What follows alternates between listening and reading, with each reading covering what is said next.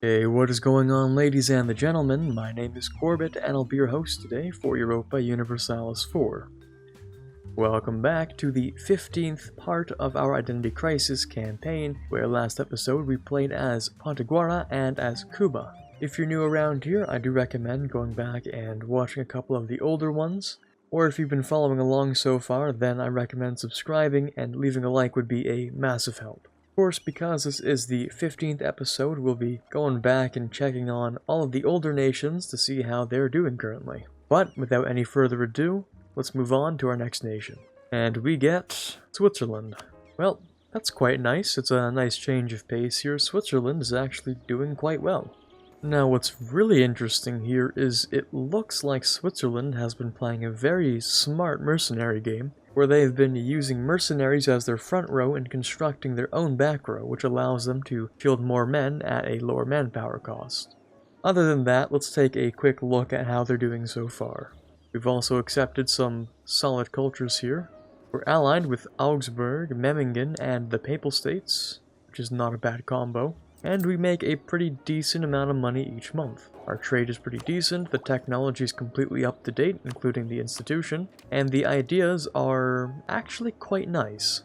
As for our policies, we have taken, well, not bad. However, I would definitely pick something a little different. Well, get rid of the Preparation Act, and I would prefer instead if we went ahead and waited with espionage to grab the mercenary manpower maintenance. I would also definitely be picking the trade efficiency, even if it costs us an extra diplo per month. And we've been playing a really tall game here where there's really nothing to build. Almost all of our slots are filled except for literally one building slot. But we do have a large force limit, lots of money, the ability to hire a lot of mercs, and some decent discipline. Preferably we actually go ahead with using nationalism to take a bunch of stuff, because that would make it much easier for us. On the downside, that's not really a war we can fight by ourselves, so I'm gonna try and be friends with Poland. Okay, now since we make so much money, I think it's going to be within our interest to hire a bunch of mercs. It's probably also a good idea to go ahead and get some better Diplo advisors, since we can definitely afford one. I'll swap this guy out for this discipline guy, and upgrade him as well. Okay, I'm just gonna set every state edict to increase enlistment as well. So now we make a little bit more each month. Alright, now it's time to turn Switzerland into a major power. Alright, now we can get our alliance with Poland, and we can bring them in on the promise of land. Now I think we'll be more than capable of taking some land from Austria here. We might take out a couple of loans while doing so, but that's a sacrifice I'm willing to make. Now, the reason I chose to mainly use mercs is because Switzerland has massive bonuses for mercenaries. They also went ahead and took admin, which is pretty good on top of that. So right now our discipline is 112.5%, but our mercenaries actually get an additional 5% from the Swiss ideas. And on top of that, some of the ones that I've hired here actually have their own 5% increase, if I can find that. It doesn't show it up there, but it's these ones over here. I hired the Free Swiss Guard and I hired the Swiss Home Guard, each with 5% discipline of their own, which means the mercenaries are actually fighting with an additional 10% discipline. And let's declare our war. And of course we're just gonna keep this guy in office, I think. The good thing we have Poland here to help us out, or else this wouldn't be going so smoothly. Next, it would make sense to go back over here to Bavaria. Okay, we can get one guy out. Only for an alliance and a couple of ducats, but that works. And next, I think I'll pay a visit up to the Netherlands. Okay, well, we're just gonna ask for a couple of war reps, an alliance, and some money, and I think we'll be good to go. And it's off to the Netherlands we go. And now Holland will leave for his alliance with Austria and a little bit of money. And Bavaria will leave, but I'm gonna make him give one province back and annul his alliances. I feel a little bit bad for Regensburg. And now Venice will leave for his alliance with Austria and a little bit of money. And now Ragusa will leave. And now all that's left is Austria. And there's the fall of Wien. Okay, time to carve up Austria. Okay, I think this is a solid peace deal. These 3 provinces go to Poland, we take all of this land, we stack a quick humiliate, and we take the rest in cash. I'd say that's a pretty solid war there. And not a single loan taken at that. I can also take the next Miltech, and we can just sit back and core our new land. Okay, well that means there's not much left for us to do here on Switzerland. We went ahead and did one of the big conquests that I wanted to do. We could technically try and do more, however, this is sort of the extent of the aggressive expansion we can do for today, so I think the rest of that will be spent coring and doing a bit of administrative stuff. For instance, I'll be accepting the Austrian culture as well, and let's target some outraged countries. Dear God, what is happening to Regensburg here? Alright, time for the next idea group. I'm surprised, playing as Switzerland, that we haven't yet gone ahead and grabbed the economic idea group. Economic quantity and economic trade are some top tier idea policies, so I'm going to go ahead and start that off for them. Okay, if we haven't already, I think it's worth going ahead and stating all of this land as well. We're not going to be expanding all too much more. We can also build a couple more buildings, so that's good. And there's the final espionage idea, which will let us go ahead and grab the Mercenary Registration Act. I'm also going to get rid of inspirational leaders. It sounds good on paper, but we no longer need shock. But at least now our mercenaries are significantly cheaper, and we get to make a solid amount of money each month. Alright, in this last little amount of time we have here, I think I'm going to get rid of all that Austrian separatism. And of course we're going to keep our leader here. And with just about a year left in the game, I think it's worth it to try and find even better allies like, well, Spain. Okay, these should pop up in 1 month. There we go, let's get rid of them. Alright, the 1st of January, 1734.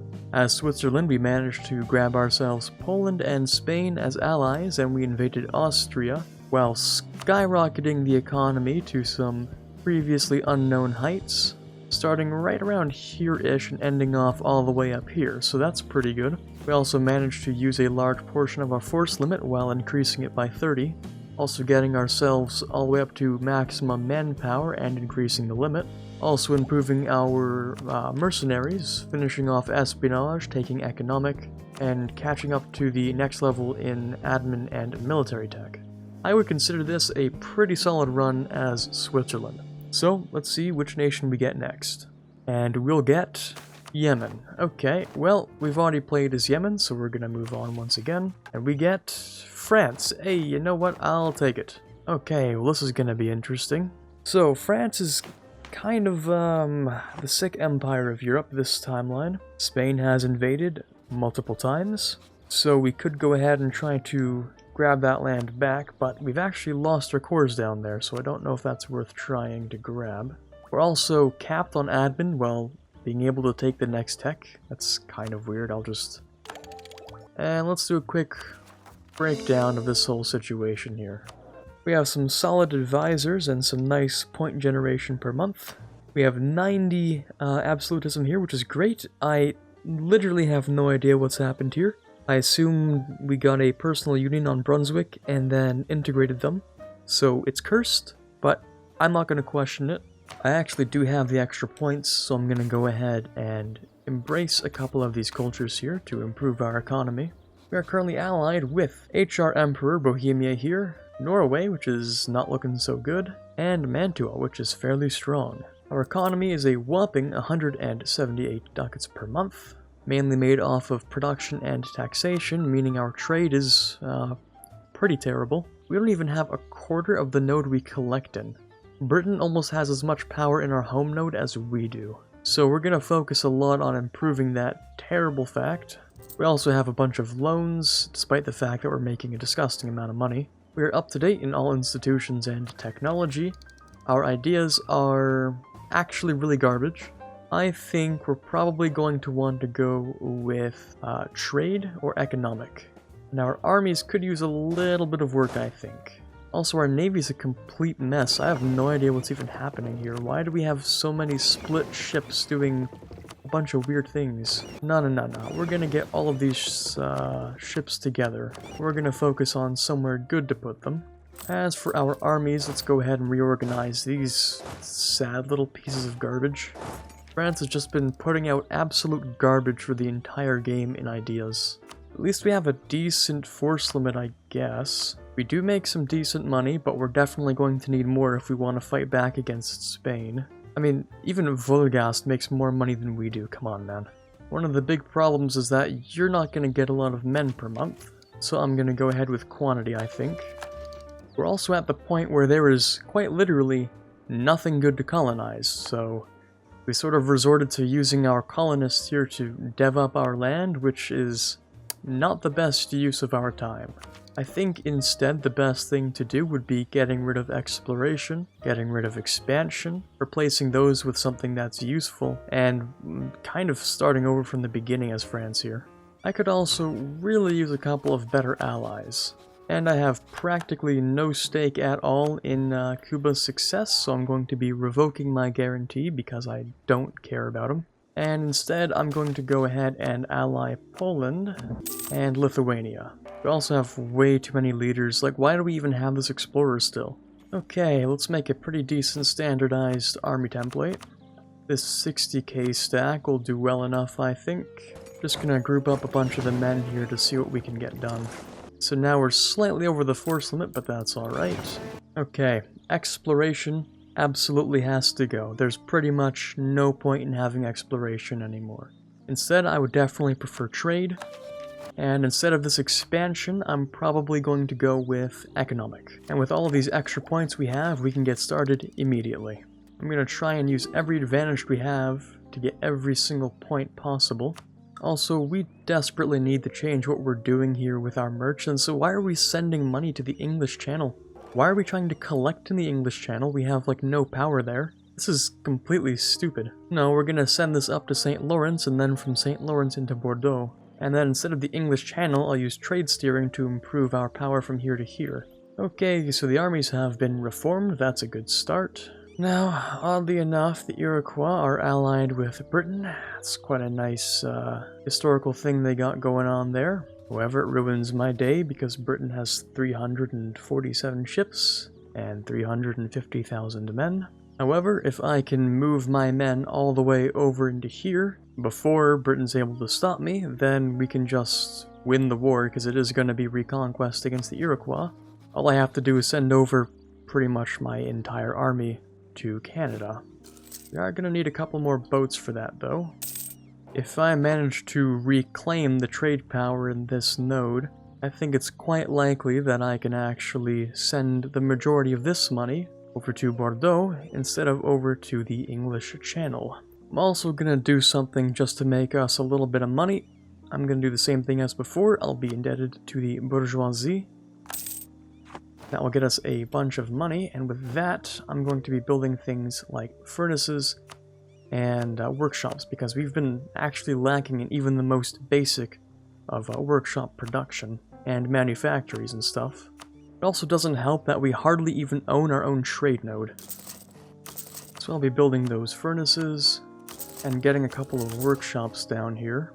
I think what I'm going to do is actually declare on Lorraine here, because he has a little bit of my trade that I want. In fact, 12% of it. So I'm just going to go ahead and take that from him.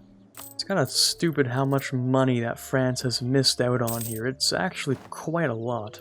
Okay, let's raise the maintenance.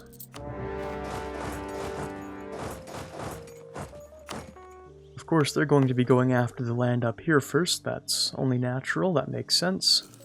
So let me put that all on the defensive edict. Really doesn't help that the defensiveness on these provinces is ridiculous. There we go, now we're getting a little bit of industrialization going. And I'm actually going to go ahead and do that again, because we can make even more money. So we should see those buildings done in about 5 years or so. Let's get another royal marriage over Poland here. It's incredible how long I've been sitting on this one fort. It's almost been a whole year just sitting there. If it weren't for the ideas I still have to take, I would be barraging this thing at this point. Okay, well we can get Würzburg out. That's a good start. I'll be asking for money mainly. That's what I need the most right now. Just gonna Go ahead and occupy a little more land for that extra war score. Okay, and we'll peace out Würzburg. Now, if I had more time here, I think that second war, the one against Britain and the Iroquois, might be possible, but with these remaining 7 or so years, I just don't think so. I think we're mainly going to be working on the economy and making sure that we are a strong contender in the future. And we can piece out Helra for a little bit of gold and war reps. Frankfurt's going to be a completely different story. We're going to have to put more artillery on that even. Alright, just going to continue along here in trade. I'm going to try and push a little bit of this trade towards us. But economics going to have to wait. I have a little bit of coring to do as well. There we go. Frankfurt's gone. And this guy will finally be full annexation and all of his money. That should finally give us more of the node there. So now we went from owning like 21% of the node or something to 40%, so that is a good increase. Oh, and in the most disgusting turn of fate, Spain is actually culture converted our stuff down here. We no longer even have nationalism because the culture is now Basque and Catalan. Boy, is that cursed. Okay, we're gonna have to go and deal with a couple of separatists, though. Well, we had a decent run. Britain just declared for imperialism, of all things. Turns out, we will be fighting Britain, just not the way I thought we would be. That was kind of a weird decision. They declared by themselves, but I have Bohemia, Lithuania, and Poland on my side. A weird decision, actually.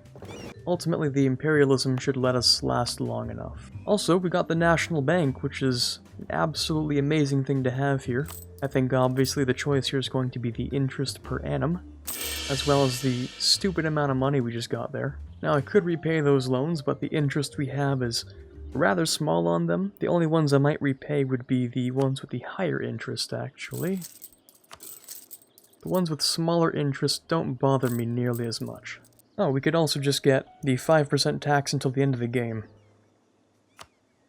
Yeah, so it's really just gonna be us sitting here for a while, huh? Britain's occupying some colonial land, I think. I actually don't know where they are. Yeah, they're over here in the Moluccas. Oh, and Transoxiana has started the revolution for some reason.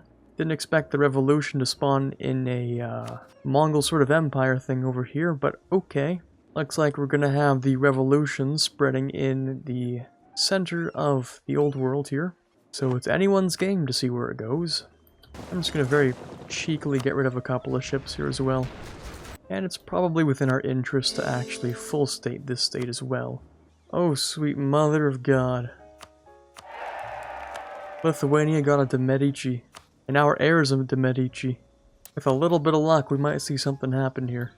I'll repay that final non-bourgeoisie loans that we make a pity sum each month. Might also reduce a couple of the forts around here because it's not like they'll be invading them. And oh look, now we can get a little bit more happiness for the bourgeoisie. I wonder how long we'll have to wait. Dear God, it's been a long time. Well, I don't really mind. I'm just sitting back here and making more money. Oh yeah, I can also just go ahead and make even more money off of that coal there. Eventually we'll be able to upgrade that and make even more money. Don't judge me. I'm getting my pity war score where I can. Woohoo, and now we're actually the Curia controller. Oh man, this is too rich. Well, this guy is probably going to be Pope for a good long while, so I think it'll be a good idea to grab ourselves Immensa Eternity, because we're eventually going to have that institution in like 9 years. And now that the bourgeoisie are finally happy again, I'm going to make them absolutely furious. Because, you guessed it, I'm taking more of these loans. Because we have quite a lot more we can do with our income here. We won't be there to see the fruits of our effort necessarily, but I can assure you by the time that France has done all of these buildings, you'll probably be making an additional 20 ducats per month. And we'll grab that quantity idea.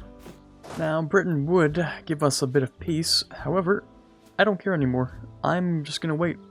I'll wait until the last possible day, and just to make sure that France doesn't mess up the peace, I'll do it myself, of course. Alright, not too much time left. We're just gonna grab some centralization real quick. And so now I can just ask for a little bit of money, including a little bit of war reps and a little bit of extra money. Huh, would you look at that? We got ourselves to 43% of our income there. I'm just going to send these ships back out to protect trade in there. Isn't it crazy how you can combine two brain cells rubbing together and a little bit of economic theory, and you can turn yourself from one of the poorest economic powers in Europe to one of the richest? Huh, it's crazy how that works.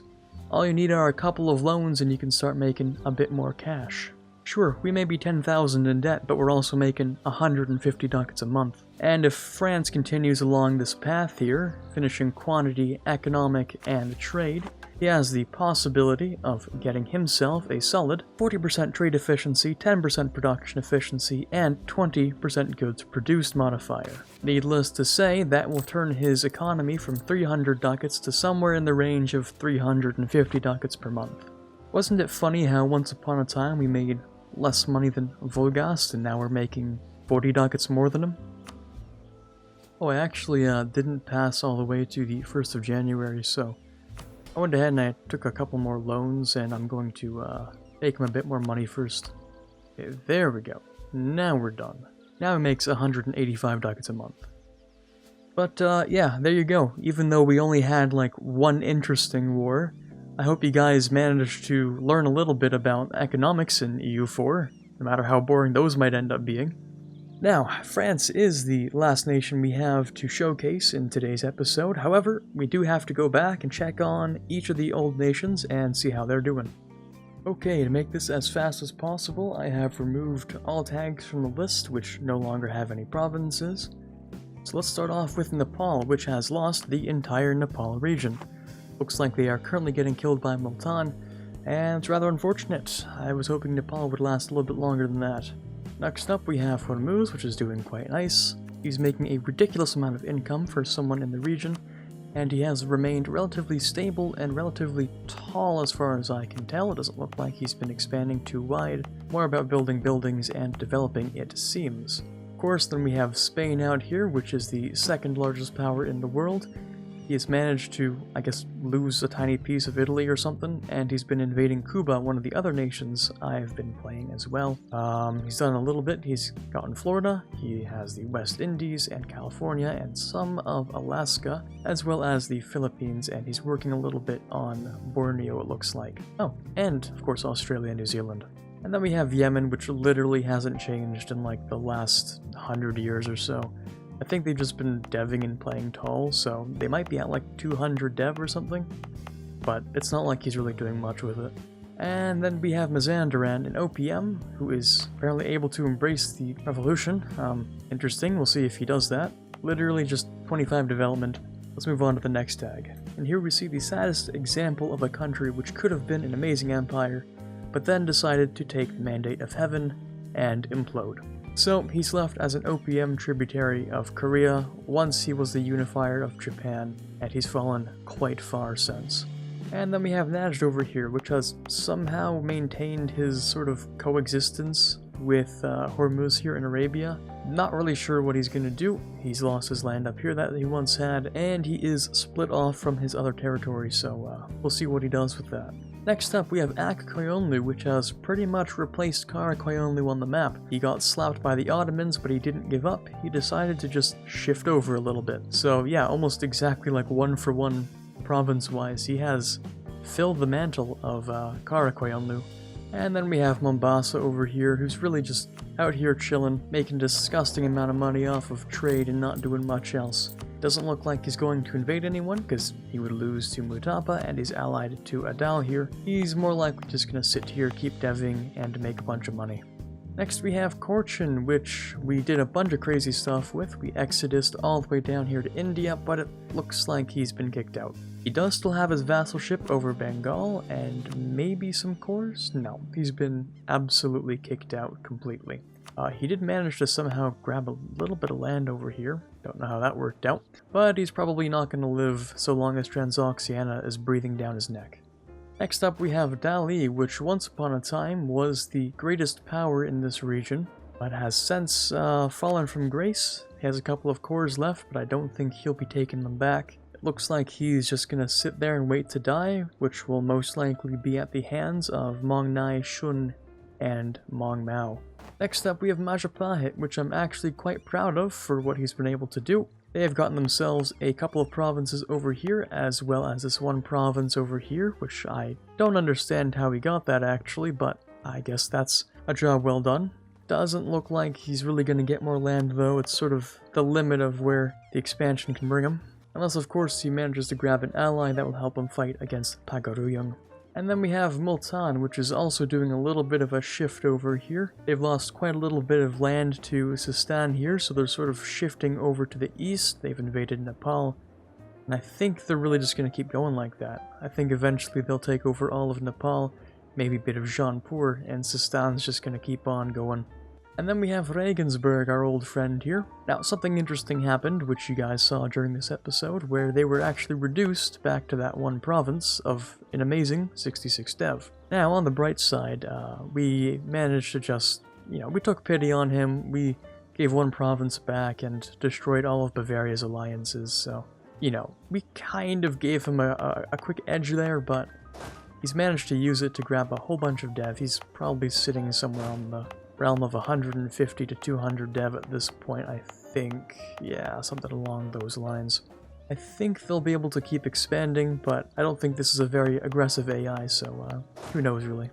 And then we have Mutapa here, one of the strongest nations in East and South Africa. They managed to kick out Portugal and Spain from South Africa while expanding colonially every now and then. It hasn't been super quick, but occasionally they've dropped down a colonist and decided to keep colonizing. That makes me believe that at some point they're going to invade Cuba, and at some point afterwards maybe Paraguay, but there are only around 80 years left in the game, so we'll see what they can do with it.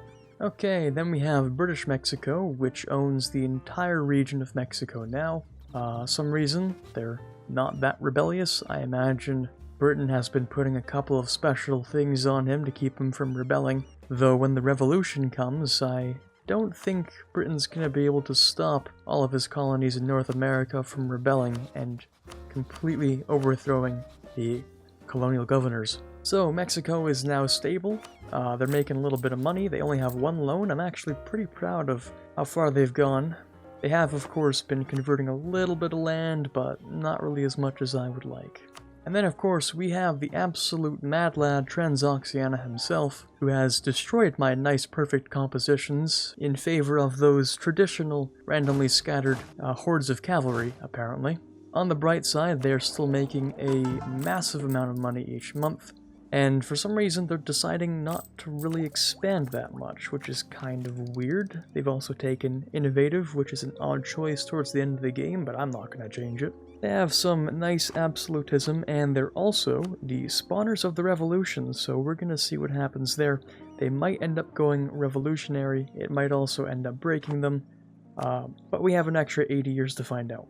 That brings us to our very sad nation of Potiguara here, who once had some slightly promising prospects, but ultimately could not amount to much. They got invaded by Britain, and I think they're gonna die in another, perhaps immediately, actually. Next up we have Cuba, which has decided to get rid of their godsend army in favor of one that can hardly fight off natives on a good day. And it looks like they're due to become a Spanish colony or an extension of the Mutapan Empire. And finally we're back to Switzerland, which it looks like they have decided to keep all of their mercenaries, which I like to see. I don't want to see all of that wasted. They did somehow figure out a way to get rid of 60,000 manpower in 10 years while fighting 0 wars. I find that to be an impressive feat by itself, because I don't know if I could do that. But yeah, I mean, they're making a modest amount of money each month, and I don't think they're gonna have any plans for expansion afterwards. Even with 0 AE and several opportunities, I just don't think that they're gonna do it. Okay, well that's the very end of today's episode. I really hope you guys enjoyed this one. Might be a little longer than usual with everything we had going on, but truly I hope it was an entertaining experience. For now, this is Quarbit signing off, and as always, have a fantastic day. I'd like to take a second to thank all of the patrons we have for the month of February, starting with those we have in the general tier: Quiet Guy, Brennan Arsenault, Ben Greenhagen, Torvalved, and Dire Avenger. Those we have in the Prince tier, Snowraven and Rockbox 2020. Those we have in the King tier, Chewy Shoot and Natsuki. In the Elector tier, we have TFLJ Martis. And in the Conqueror of Worlds tier, we have The Watcher. It really does mean a lot to me, so thank you guys so much for choosing to financially support the channel. Really, I just can't thank you guys enough.